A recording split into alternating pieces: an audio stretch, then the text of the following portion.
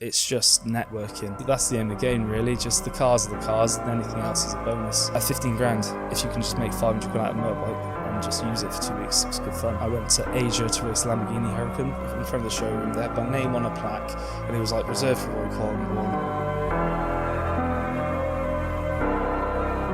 So welcome back to another Crep Chief podcast. Today we're back with Rory.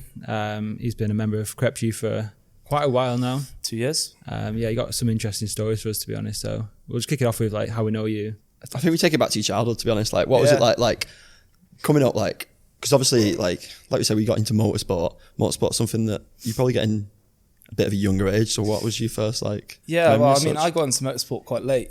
I started that when I was 16. Really? So like You all my pals. at 11, don't you? Yeah, Marks. No, like 8 years go-karts old, and 6 whatever. years old. You're in a cadet cart.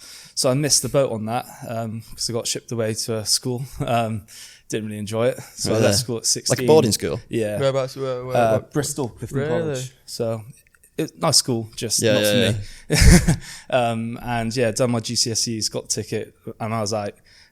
So yeah, and racing kind of just like helped me find my feet, really, because I was always quite shy, kind of just like not knowing what to do. And as soon as I got in the car, I enjoyed it and progressed from there, really. Yeah, that's something that I've always wanted to do, to be honest, like racing and that. But like, Yeah.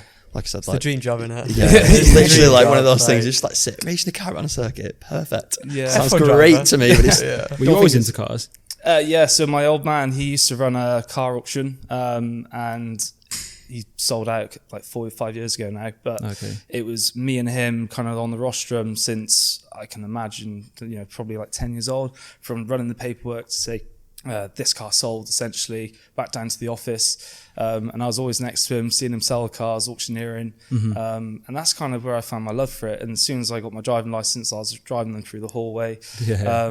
Nothing like crazy cars or anything, just like your absolute average car in the trade kind of thing. But every car was new to me, and I was driving them and just learning them. And then, my old man, he kind of always pushed me to just get on my own feet, really. So was he pushing you into racing? Yeah, well, the racing happened just from going to the NEC, and we kind of walked around because he was looking to race boats at the time, and then we saw a little stand race this car. It was a Ford Fiesta ST for X amount, and we're like, bloody hell, let's have a look at that. And, did that in the junior series, and then come third straight away, which was quite cool. Yeah, that's and good. then instead of staying and doing another season and looking to win the championship as such, I just went straight into the seniors, and I didn't even have a road license.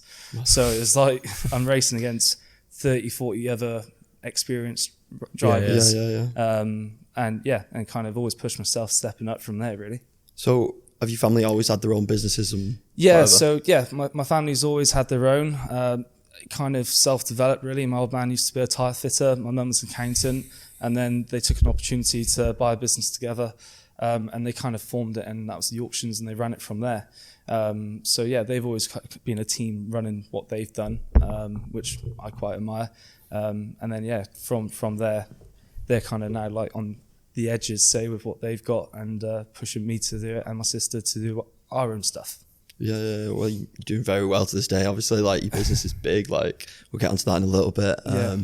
But from the, I want to talk a little bit more about the racing and whatever. But you said you did the Fiesta ST. What came on to after that? Because I've seen you doing like LMP3. Yeah. Which So is that's like high-end stuff. So that's like, the highest I got to. So I started in Fiestas. I then went from Fiestas to a Renault Clio car, which was all one mixed series. That's what I kind of like to do, really, because it's not necessarily who's got the fastest car, Aston Martin v Lamborghini or anything like that. They're all different. It's about the driver. So Fiestas, Clio Cup. I then went from Clio Cup. I went to Asia to race Lamborghini Huracan with a German team. So it was like what age are you at this? 19. Not bad. Yeah. It's not too bad, is it? How old are you now? 24. Okay. 19 Huracan. Yeah. It went from, I'm used to driving a Renault Clio, which was a 2-litre like petrol, just and it was like, right, here's a track in China, fly out there, drive the Lamborghini, and I was like, wow, not even never driven rear-wheel drive, so it's like a whole new experience. Yeah. And I was in the pro category with an Australian teammate. And to be fair, we come third that year. Wow, that's really good. Yeah, we had lots of podiums and stuff. And then from there, I went to Porsche Career Cup back in the UK because it's easier for sponsorship. Yeah. And then from that, we did half the season and then kind of just called it a day there just through just differences with teams and stuff. And then we went and had a break and I got offered an LMP3 drive, which was a bit mad really because if you know Le Mans, that's the biggest in biggest you you can can do, do, really, you can innit? do. So It's like, it's the cars they race there. And I jumped into that, and they're pro drivers who are say same age, but they're pushing to have that career. By the second session, I was faster than them, which for me, I'm not the best driver in the world, but for some clearly reason got something I just in yourself, gelled. And we're in second place. It was, what was it, an 8-hour race? Second place. And then we had a puncher and we come fifth. Wow. But Got it. it was, but like from Fifth with a puncher's not too bad. yeah, but it was again, you just jump in the car and you have to adapt from day driving to then nighttime driving. I've never driven a car on the track in the dark before. You see from usually look at the next corner. Now you're looking at 10 yards in front of you because that's all you can see. Yeah. It's and obviously you're going like 150 mile an hour. Yeah. Did Have you you watched? take breaks? Did you take breaks?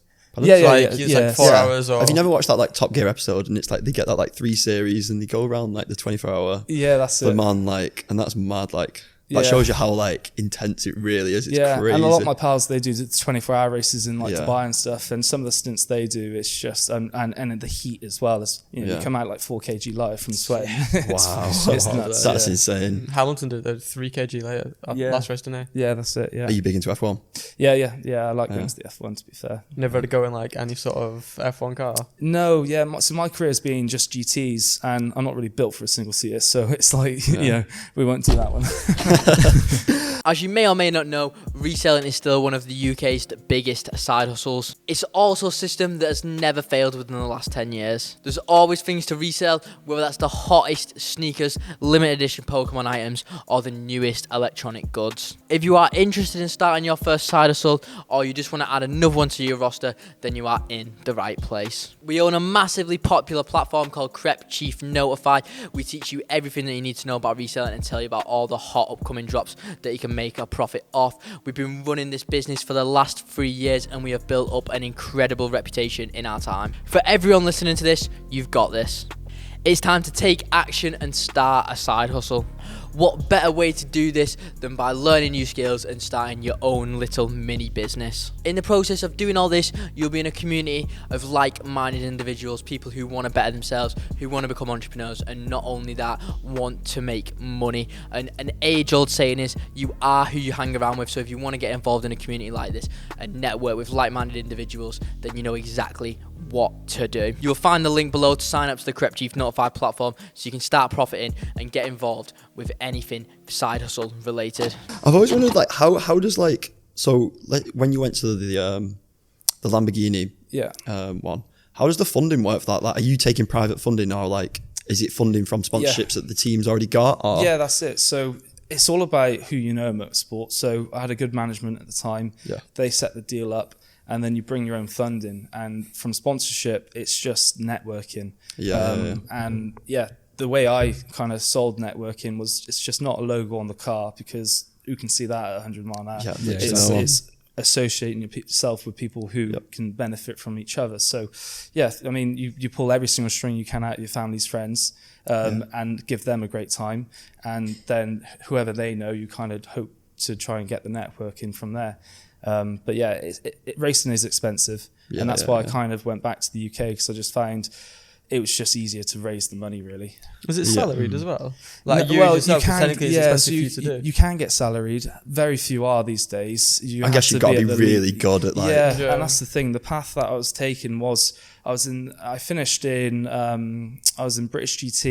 I was in the best team on the grid, TS Sport, Aston GT4.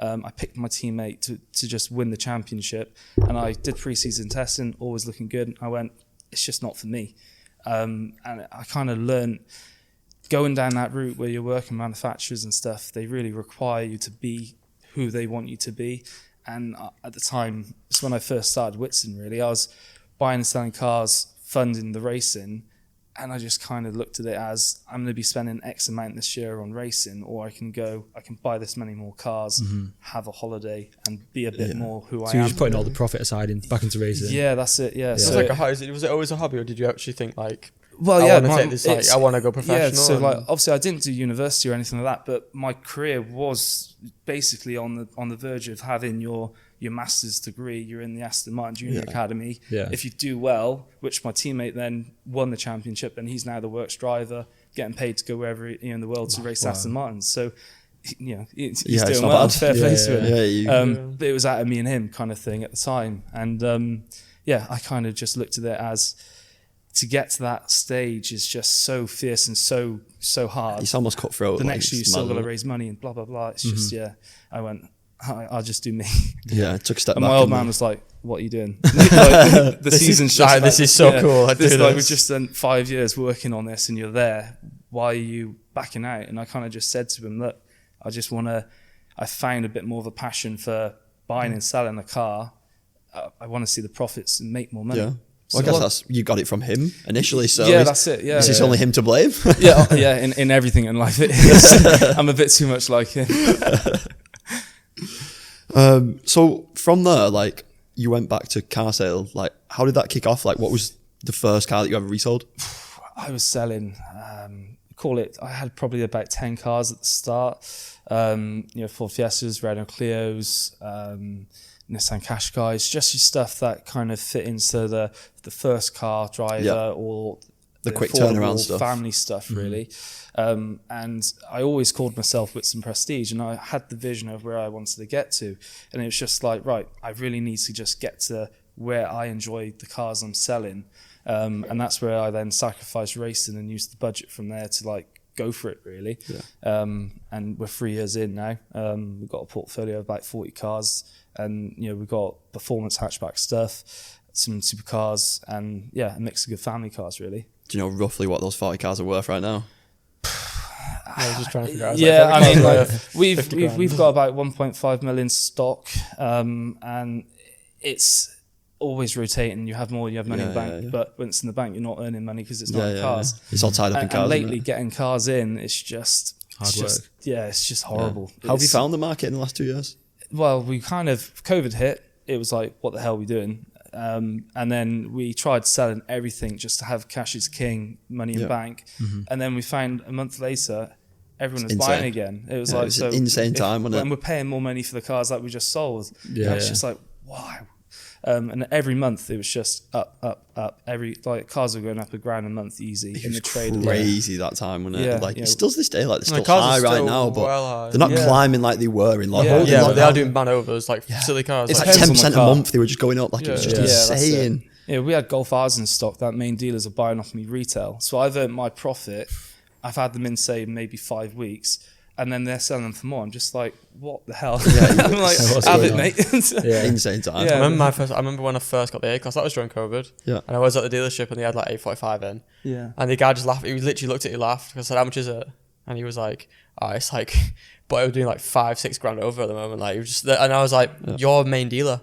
Yeah. Like, you're selling it for overs. Was it a used car? A brand new car or used? It wasn't brand new. Yeah, it's probably used. It wasn't brand new. It was used. Yeah. It was like, just, like the Magno Grey one. That's it. And he was just laughing. He was like, they're doing numbers. He was like, we'll probably put it up as well. Yeah. He probably paid overs, so. Yeah. It's just, it was a dogfight for any car. It was just like, and it was a guessing game because you just didn't know when it was in a stop. And when you thought it was in a stop, it kept on going. It was, bit crazy, really. And especially the market of cars and how everyone processes, and from finance changed, home delivery changed. You had cars either cinch or coming into the market, and they hit it at the right spot, really, because it was like perfect for them. You made it easier to just buy a car more than ever. Like, it took the hassle of having to go and view a car, waiting a couple of days, making your decision, going viewing it again, doing test drive. Like, it was just like, buy a car online because you've not got much choice. Like, if you don't buy this today, someone else will just come along and buy it. So, and to be fair, we're quite lucky because we have our premises at the family home, and we're always appointment only. So it just saves any people just randomly turning up. And we're always delivering cars up north anyway because the cars we're selling, we don't really sell locally anyway, so we're always on the road delivering. So the model of the business didn't really get affected. It was just a case of trying to get the cars in. So it's quite fortunate, we're not relying on heavy rates, heavy site rent or anything like that, where people are just sitting at home on their laptops and just selling cars rather than being in the office, because you couldn't do it. How was you actually marketing? Was it purely through like Auto Trader? Or? Yeah, or like we're on every single platform you can think of. Which, are you using any social media? Yeah, so we're Instagram, Facebook. You boost your posts, etc. But it's a little bit hard at the moment to do that because not doing any TikTok. I was just about to say we got that. TikTok. Yeah, you've seen Shaq's. Yeah, that's it. You've seen the videos when they're doing like the Yeses. That I was just about to say. Alan Motoclass, he does a good job. He's only from around the corner, isn't he? So I think that's where we're trying to focus to get to. It's like, in a way, kind of for my identity as well. It's like, okay, the partying and stuff at the moment is a little bit out of control, but I need to bring myself to being a businessman, a structurer, and reviewing the cars. You're gonna have parties too, though. Yeah, that's the thing. I need to. It's your social profile though. Like, it just comes off your social profile.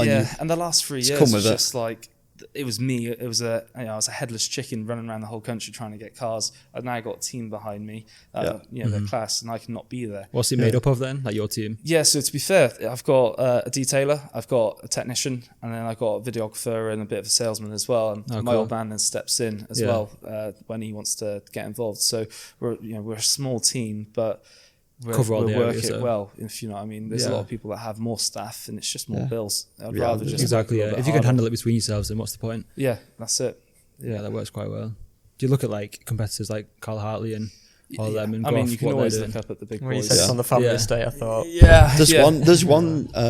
Just look at your page. There's one page that I think is very like yours. It's called Phillip Island. Yeah, Phil. Is he the one that you always see gets the mad cars? Yeah, he's just the way you always page and whatever. It's really nice. But like as soon as I saw like your photos and whatever, I was just like, looks very like we Phillip look Island. at Phillip Island on what he does, and it's like he's been in the game for a long time. Yeah. The network of people he's got around him, from even just sale of return cars, he's doing loads of them. He's doing loads of sale and return, isn't so if we can bring that market to Wales, where there really isn't anyone doing a really nice job, so hopefully we're pushing on just to be the number one in Wales, and if we can do that, then I'm happy. Is there a lot of supercars in Wales? There is, to be fair. Yeah, there's a lot of money in Wales, and not a lot of people think there is. But if you can get that network of people and do some car cruises and car shows under the Whitson umbrella, then that's where we're really trying to make it and bring everything into Wales, rather than people going to to Surrey for a car meet. It's I think things like the car cruises as well. I can imagine there's decent ones in Wales. Yeah, you build like more of a community as well, isn't it? Yeah, and like we got some sick driving roads like Brecon, Snowman Pass and stuff. Like all the people who live there hate it, but everyone goes there for a good time. Everyone that's going there loves it. Yeah, it's not too bad. Have you ever thought about doing like a meet at the family home? Yeah, so that's what we're getting to now. So last year we invested a lot of money. We built our own showroom, our own workshop, and just the landscaping, because it was just a muddy film. I'll send you some field. And the work we went into kind of making it our own is now done. So we can now just attack going, this is what we're going to do. Here's the events, the summer events, and just host nice parties and stuff and bring a bit of a culture into it. Yeah, that'd be cool. Yeah, would you ever be worried about having everyone come to the family estate? Because obviously you've My not mum only got does. cars there, but you've also got the family there as well. Yeah, I mean, the security we've got there is really good, to be fair. Laser lights, and just like if anyone steps in there, the alarms are off. So laser beam on the head. Yeah, it turns the entire place into a party. He's got snipers on the roof, don't worry. Yeah, the old man in his dressing gown. Double barrel in hand. But yeah, I mean, look, we got security there essentially, but it's always a threat of what you're holding there. I used to do watches, and I worked with someone. He'll bring over Richard Mills with we're filming them and selling them for him, but you get told, hang on, you could be being watched, and it's like, I don't want to have that kind it's of. just a worry on. If a watch gets stolen as well, there's no getting it back. It's not exactly. It is gone. It's not got a tracker on it, has it? Chance, so. But that's they're lost. Yep. There's no tracker on a watch. No, there's not. Are you selling other things then? I literally try and do anything, really. Anything prestige, really? Yeah, well, like motocross bikes, buggies, quad bikes, jet skis, boats. Yeah. If anything gets offered to me, I'll give a trade bid for it, and then sell it, really, and more importantly, use it and enjoy it. Yeah, that's the aim of the game, really. Just the cars are the cars, and anything else is a bonus. And if you can just make 500 quid out of a motorbike and just use it for 2 weeks, it's good fun. Why not? Me as well. I bet it's all quite a similar kind of clientele. Yeah. Yeah. To be fair, it is, and the guys who buy the supercars and stuff, they'll buy a buggy off you, no problem, because they think it's cool. So they're like, well, 15 grand buggy. I'll just do that. Yeah. I'm already Take that deep as in well. it, you know what I mean? The wife's not happy anyway, so. No, exactly. May as well take the buggy home as well. 2 for 1. Yeah. Should be fuming at that. Is there anything else that you're into, like side hobbies or whatever? Like you said, you're into like bikes and whatever, but Hobbies wise, really, I don't know. I occasionally shoot, fishing with the mates, but yeah, I mean, a holiday is there when I can.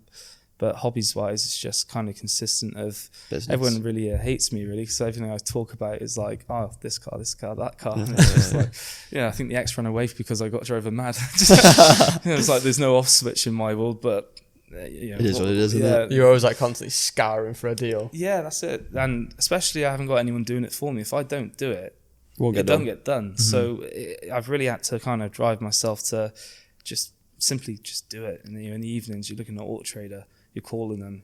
It's when they're home and not in work, so you catch them. Oh, a good time, really.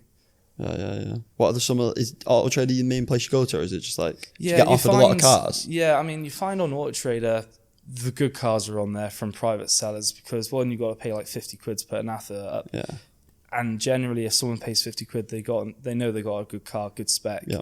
But the thing is, these days, as soon as it goes up, everyone gets an alert in the trade if you've got it processed. Like reselling with with all the bits you guys buy, it's like boom, you're on the phone trying to do a deal, and you have to do that, otherwise the car's gone. Yeah. There's probably 100 people ringing that guy that day.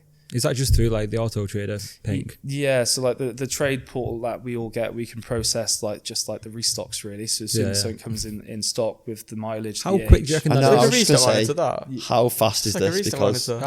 I had a guy come up to us probably 2-3 years ago now, and he asked, can we make a monitor for new cars being listed on Auto Trader? Sure, yeah. Because it'll probably be quicker than the one they've got on the dealer side. It probably because might be. I know for a fact Did that you not Auto build one? Trader only refreshes at 8 o'clock in the morning on like normal side. I don't consumer know about side. business trade side, because when I used to look for cars, I used to go on every morning. It was like 8 a.m, half 8, and that's when it'd refresh. Even if you put it on at like 6 o'clock, it'll refresh next day. Did you not build one though? Did you not build a monitor for it? Yeah. But I this built- monitor, they did build. Yeah, the one I built built, I it. can't really code, so I kind of like, I made one, but it wasn't like amazing. So Milo never actually made the proper version, but I think if we did make that, it probably would be quicker then. Yeah, I should mean, look at doing there's a that. market for it, because Well, the you want to beat that hardest other thing trader, about it don't is you? getting cars, isn't it? So yeah.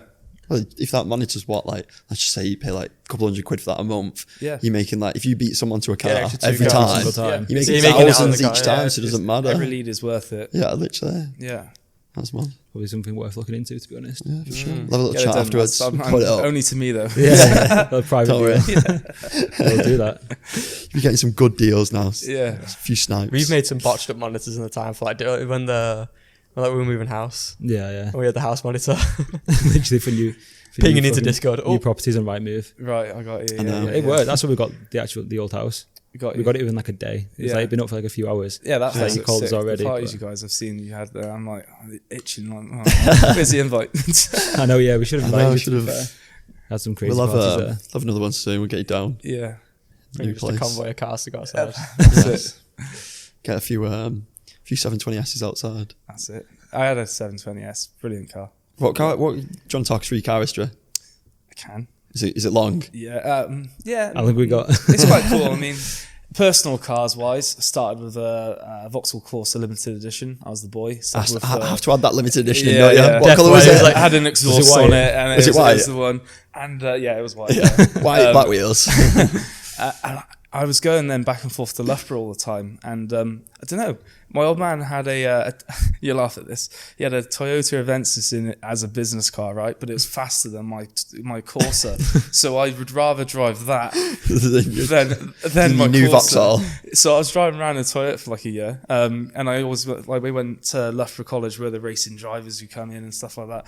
Everyone called me taxi driver. I'm like, so in the end, I went from that to a 2 Series.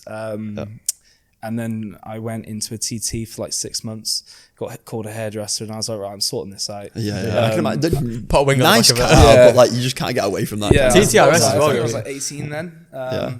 And then at 19, I bought an M4 Stage 2. Nice. What was insurance on turbos that? blew up. Well, that's the thing with what we do in the motor Oh, trade. you run trade. Yeah, that's why I mainly do it, to be honest. Yeah, free insurance. Yeah, so I had and then the turbos went, put it stage 3 hybrid turbos, 650 brake. That was good. Then from the M4, I went to a 488 when I was 20. So Jeez. that was a nice little step. Well done, mate. Yeah, thank you. Congrats on that. Not too bad, is it? Yeah. M4 488. Just finished racing Hurricanes. I'm now going into 488. Definitely not hairdressers at that point. That's what I mean. Like, my dad would be like, "Look, we're racing. I could with what we're spending in racing, you can have." Just about the time I was in the Porsche GT3 driving around the tracks. It's like we could buy 3 of these. Yeah. It's like I'd rather buy you a house every time you go racing instead of this.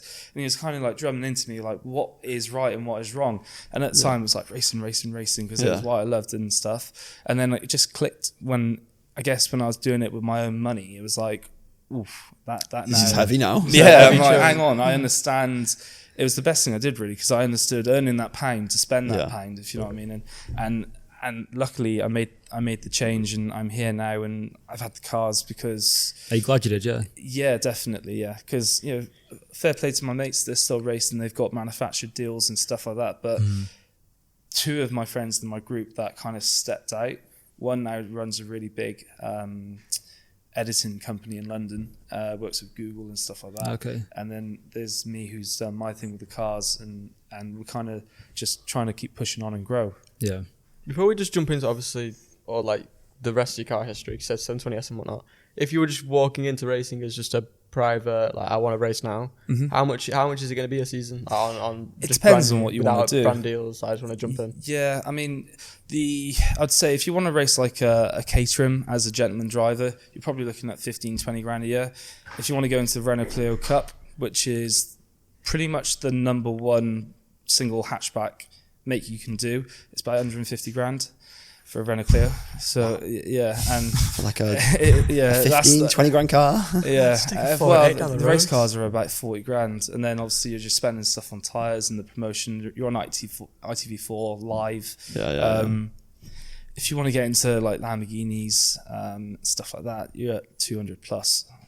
Wow. Yeah. It's a lot of money. A few 48s for that. Well, that's a weekend is like 25 grand, 30 grand.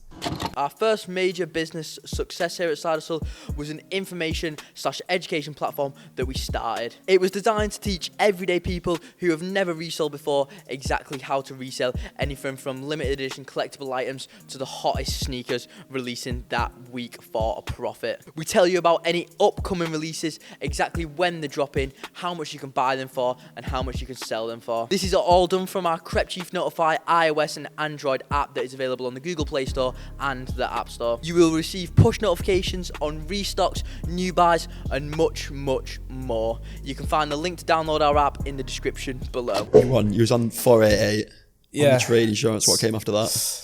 488 sold. I then was just driving about in stock for a couple of months, and I was just trying to figure out what to do really. And I saw 720S Spider come available, MSO spec, so full carbon, everything. And it's always been a car I'm like, I want that. It was in baby blue, and it's just looks so nice, to be honest. I think it's the same colour as and I bought it and from McLaren direct, so it was their like ex demo car, so high spec. And it was essentially like boom, done. I didn't even drive it before I bought it. It was like in lockdown, and the experience wasn't that great, to be honest. Like you're buying a brand new McLaren, it's like, all right, thanks, mate. It's just like, there you go. I can imagine it's like that. It's not a Senna go away. Yeah, I mean, I shouldn't really slag them because I do want to try and get another one, but it's like, they've got enough bad press, haven't they? Lockdown hit everyone, didn't it? So everyone had to operate different. But true. We're in the workshop on a ramp, kind of getting delivery of the car instead of in the showroom kind of thing. So it was really weird. But when I got delivery in my year, right, I didn't even go in the showroom. Remember when we signed the papers outside? It was like a desk, like a throw-up desk. Yeah, and it was just like shut, and it was in the wash bay, and I was like, really? Like, you're joking? Not gonna even, like, I just want champagne and give me anything. I give them my car, and I literally give them the keys, and I was like, yeah, it's parked over the car park over there. He's like, right, fine. Just signed it off. And I don't care. I literally could have give you the keys to like a Polo, mate. Like, go and check it. Like, it was so weird. Yeah. I don't know, with the 720S, lockdown happened then. It got, I'd done 3,000 miles in like 3-4 months. And someone just on Instagram was like, I want to buy your car. I was like, nah, it's not for sale. And he was like, no, I want to buy your car. I was like, well, I'm going to put a price on it. And he was like, that's fine. And I was like, all right, sold. Because I'm about to say, I can imagine you probably might you buy have a lost McLaren and you're kind of expecting to lose 20 grand straight off the bat. Yeah. And it was like COVID was there. Obviously, it wasn't the fact that we weren't selling cars. It was just the fact that I was making money out of a car and I can't say no. So it's just like, the guy took it. And what did you make on that? 15 grand. So no one makes money on McLaren. Yeah, but I say 720 Spider. I bought it from the main dealer, done 3,000 miles in it, and lockdown was there, so I couldn't really drive it anyway. Yeah. And how long did you have it? I had it for like 3-4 months. Was it like a type of person that sort of just liked the spec, had the money, or was like, I sold it, and everyone's just like, "What are you doing?" And I still regret selling it now, to be fair, because it's such a good car. And then again, just went back to driving stock, really, just trying to find what I want. And then found the ick for a G-Wagon at the time. Had a girlfriend, had a dog. Dog couldn't sit on the front seat because she was there. So it was like, supercars are a little bit awkward now. And then, I thought I bought a Chow Chow and he'd be nice and small. He's massive.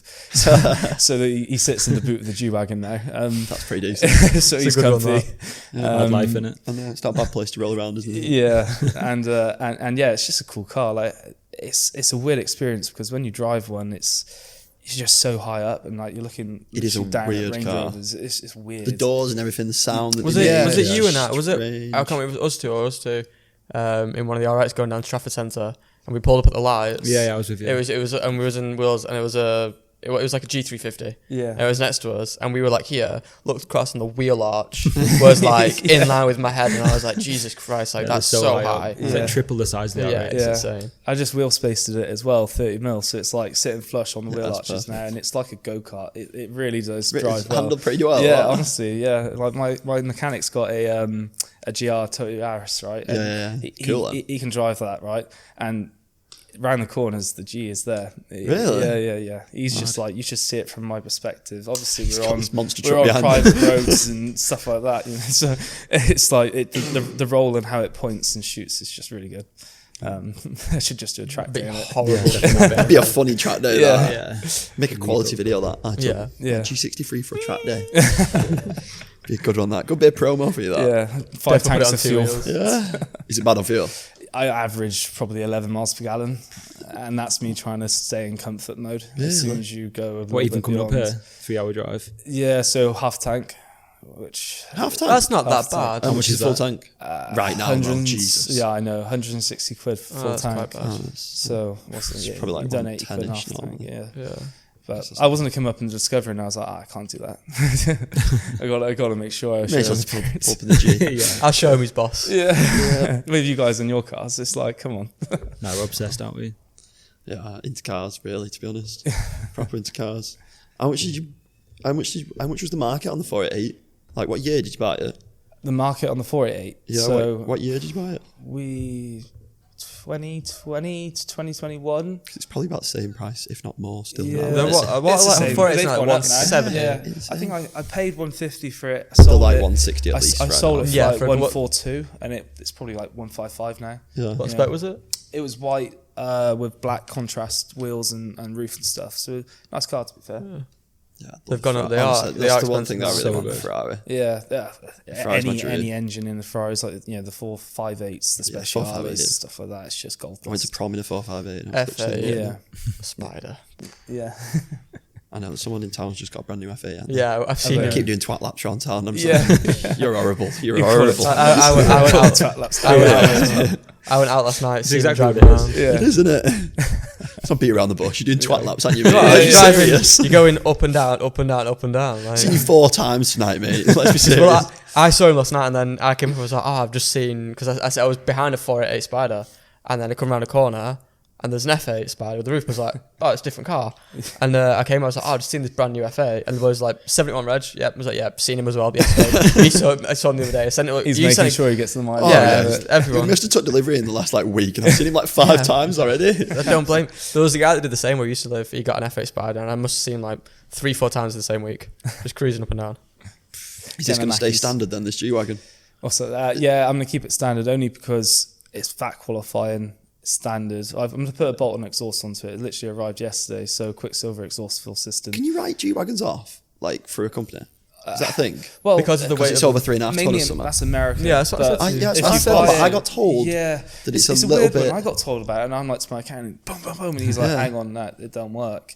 But because of the weight class, essentially you can put it into a heavy goods item, and it gets tax gone. But we just do it. So any car I buy VAT qualifying. For that, because every car I sell, I get charged 20%. Yeah, you may as well it's a bit. I think VAT qualifying cars go for a bit more anyway, right? Yeah, surely people are going to pay an extra bit. So there's only like, if you search for probably VAT qualifying G-Wagons, there's probably like sub 10. We looked for 10, didn't we? And you can't find you can't find one. It's so hard. That's the thing, and especially brand new. I got so lucky getting mine. I put deposit on it when it came out in September. It was a demo car. I had to wait until January to collect it, which I've just never waited for a car before. And then a week before collection, they were like, "Sorry, you can't buy it. You're a motor dealer." And from higher up, they're saying you can't buy it. You're gonna flip it. I'm like, what? How did you get it in the end then? I just worked my magic, just like please. No, I had to write contracts and stuff like that. So really, yeah. Were you not allowed to sell it in like a certain amount of time? They watch logbook transfers, everything like that. So, and to be fair, I was like, look, I'm buying. I'm genuinely not going to sell it. I'm like, I actually want it. I'm financing it. Why would I finance it if I'm not going to just sell it? You know, so it's like, so hopefully now I'm going to probably sell it in October, November time. So any of you want it, as soon as the contract expires. Is G73? Is it what? Nah. The electric one? No. There's like a bigger G in there coming out. Well, they're stopping the production of this model, so anything further is going to be electric. So do you think they'll do a G53? I don't know what's going to be. They love the 53s right They were now. doing a bigger engine than a 63. Yeah, it was G73. No, this is the last engine they're doing. Yeah, so and that's why I'm like, do I sell it or do I not? Do you think they'll keep going up? Yeah, I do think so. Especially in winter. Get one, like, if you can't get if you can't buy and then a G63, mate, they'll go silly. Obviously, it's a cool car. Like, everyone wants them. To go Mercedes and spec with them, it's a 2-year waiting list. Yep. And for the fact that all the regulations are coming out for like not selling petrol cars and stuff like that, a lot of people have their orders cancelled. So if you do keep it, my car can be exported to Dubai because it's VAT qualifying. There's a good market for it. So I think if I try and hold on to it, the only issue is I'm putting mileage on it. So it's like right now it's 3 miles though, isn't it? Like, you're not going to lose anything. Well, technically, the way I look at it, you probably wouldn't lose much. It's an asset. I'm paying the fuel, and that's the only thing I'm losing really. But the asset's there, and it's going up. You look at competitors like you got the Urus and the Cullinan. Yeah, exactly. What, $250,000 minimum? Yeah, that's a Urus is a silly one. Yeah, Urus is 200 grand now. I have. You rent them and stuff into Dubai and stuff, but I'd rather just an RSQ8, like 100 grand. And I'd rather have an RSQ8 and a Lambo Huracan. You can, than just a Urus. Yeah. I would love a Urus, but like, Urus is amazing, and it's a quick car. It is really quick. Yeah. But there's something about driving the G-Wagon that just makes you feel cool. It's just a cool car. Yeah. Flat windscreen, it's the clicky handles. Everyone knows what it is because Kim Kardashian drives one, and it's like perception of like, there's only a couple when the Uruses, they've just made so many. Yeah, like literally, like if you speak to any girl and it's just like, what's that car? And it could be a Lamborghini. Yeah, and it's like a black Lamborghini. It's like, don't know, Audi TT or something like that. G-Wagon. It's like, that's like Kim's car. It's exactly like that. It's crazy. It works well. That's what they're holding the value. Is that what you do? You just do up and down the club and then outside the club? I do the window laps. boot open. King of twat laps. Boot open, door open. That's why I bought the exhaust so they actually hear me coming because it is a bit quiet. Is it quiet? Surely it's unbelievable. It's soundproofs, but I see people look when I'm driving, right? But I feel like it could be louder, so that's why I'm putting exhaust on it now. What exhaust do you go for? Quicksilver. So it's like the mid-range one you can buy. You can spend 20 grand on an exhaust. I'm just like silly. Yeah, genuinely silly. If it's too loud though, it's just like I mean, you can just put a straight pipe on it, but go real chav mode. It's not fun then, is it? No. Starting up in the morning. I feel like a straight pipe car would be great for about a week, and then you get in it you get in it, turn it on, you're just like, it's 8 o'clock in the morning. It's just when he's in motorway mileage. Card, isn't it? Yeah, Deal with this. You straight piped his Mini Cooper S. And honest, he used to start it. I was like, "There's the tractor." He used to be like, I'm actually embarrassed to drive it around sometimes because it's so loud. You got to be in the mood, right? He's put it back now. That's funny. Dangerous car. What are some of the highlights then of what you've sold through your business? Some highlight cars.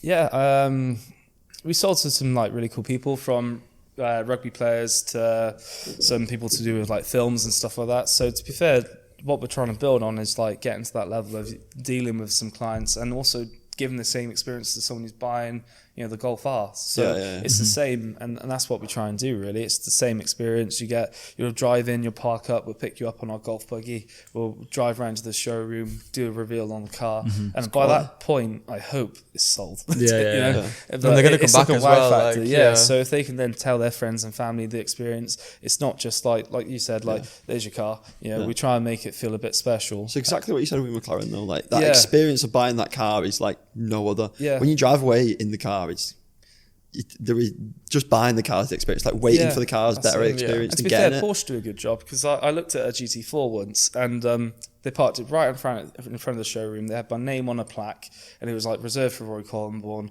And it was like, wow, fair play. Like, I feel cool looking at this car now. It's not just like parked in the showroom somewhere. It's the effort they went into to make you feel a little bit more excited about it. So that's what we kind of adapt and do, just from the experiences of what I've experienced really. Yeah, the experience will sell you so many more cars, just passing 100%. Word of mouth. Yeah. It will just be insane. Yeah, that's it. Yeah, for sure. If you guys want to what else we got? What cars like the one that when you saw it you'd be like, I can't, well, even when you got it into stock you're like, got that in the store, like, I want to take that out now. Yeah, Rolls Royce Race, Lamborghini Performantes, Aventadors, they're all like there, and it's just like, all right, just quick drive, just done a test drive, make sure it's right. But yeah, is that the maddest car you've ever had, like an Aventador or whatever? SV. It's on my bucket list really, to have an SV. Roadster really. I tried buying one off Shaq's SSC, but he just weren't accepting my bids at the time. He was like, it's going to be 350 in a minute, and I was offering 300 grand for it, and it was up for I think 310, 315, and he's got it for 350 now. But he hasn't sold it, so I'm like, where do you want the money? But yeah, if you can get a Roadster and sit on it, I think that car go up double in the next couple of years, because it's the last off the V12 engine. I think it looks better than the SVJ as well, man. Yeah, me too. When it came out, I just think it's just. To be honest, the SVJ has grown on me. I hate it when it came out. If they got an I did exhaust on it, I hate the coupe still. I think it looks so ugly. But the Roadster, the exhaust on the SV, it's so nice. Like just the full, it's the wing. Have you seen Kay's garage? He's got an SVJ with like a 30 grand exhaust on it, and it is insane. I was in an R8 on a rally with him, and I literally got stone chipped the hell, but I just didn't care, because I was just so I was literally sitting behind his flames for like the whole trip. It was nuts. It's so high flames. There's a video of is it an SVJ revving, SVJ revving, and there's an R8 behind it. Probably. It melted the front grille. Yeah, I remember that. It melted the grille. It gets hot on the back of them for sure. Spanish can't miss your R8. Yeah, you had some mad rap on it, didn't you? As well. I forgot about that one. And it was. I'll have to show you the photo of it. I bought it from a guy called Storm, and it was chrome pink with emojis over it. I'm not sure if you ever saw it. I think I'd seen it before you. Was that by choice? Yeah. No, I loved it, and everyone's like, "What the fuck are you doing?" But I was like, I don't know, just like all my cars have been quite out there. What's that? How old was you when you had that? I had that before the 488. So like 19ish. 20, I think, yeah. So 20 and then 21 was 488. Were you in college? Which is just like in my head when I say that, it is mad. But yeah, when did you leave college?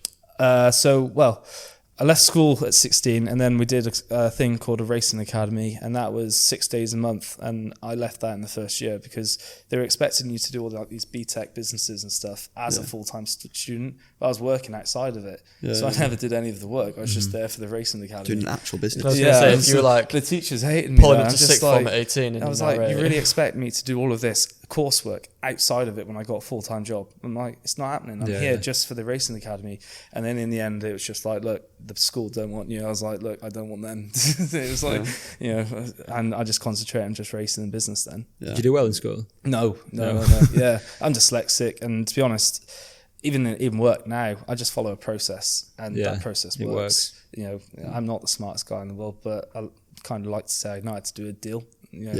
business at the end of the day. Yeah, it's just a That's side hustle. more really, important nowadays. Yeah, you look online, you see what it's selling for, and you try and get it as cheap as you can. It's a very simple process, really. And with cars, they give you all the tips and tricks with the platforms. You give the reg and mileage in, it tells you what they averagely make. So just like I say, buy low, sell high. It's that simple. If you can do that, make then you're in the profit, don't you? So that's the aim of the game. If you get good at that, you're doing well. So how did you actually join CCM then? I joined you guys in, just literally lockdown. And I saw you guys posting about lazy spas, just saying like, get on it, kind of like, this is mad. Yeah. And I was doing the cheeky thing like, all right, I'm going to give it a go and not pay. And I went to like B&Q, 4 a.m, queued, bought one. I was like, right, I'll just sign up because everyone's buying them from all these links and stuff. And then it got to a point where I get on a link. When you went to B&Q, and like, were you successful with it? Yeah, most of the time, half the time. But like before joining CSN, did you find it? Could you still do it, or was it harder? Well, I got the ideas from you guys, and then I kind of pieced together what to do, and was trying to do it. And then I joined you guys for the links, and then you go on a link, you'll be like, I want to buy 10. And then you get someone from an office going saying, well, why do you need 10? It's like, I need one for my nan because she needs to get out of the house a little bit. One for my grandma. He's jigging it. He's jigging it. I love it. Yeah, I was just like, she was like, look, I'm going to send you 2 because that's the maximum we can send. And I'm like, they're going to be so disappointed. My nan's going to be fuming. Honestly, it's her birthday and you've ruined it for her. I was just like, She wanted a pina colada in the lazy spa. She's in a bikini right now. She's ready. I can't imagine that. So, unfortunately, the audio ended at the end of the podcast. It cut off because of technical difficulties. But don't worry, we're back next week with another podcast. Don't forget to like, subscribe, and comment below. And we'll see you next week.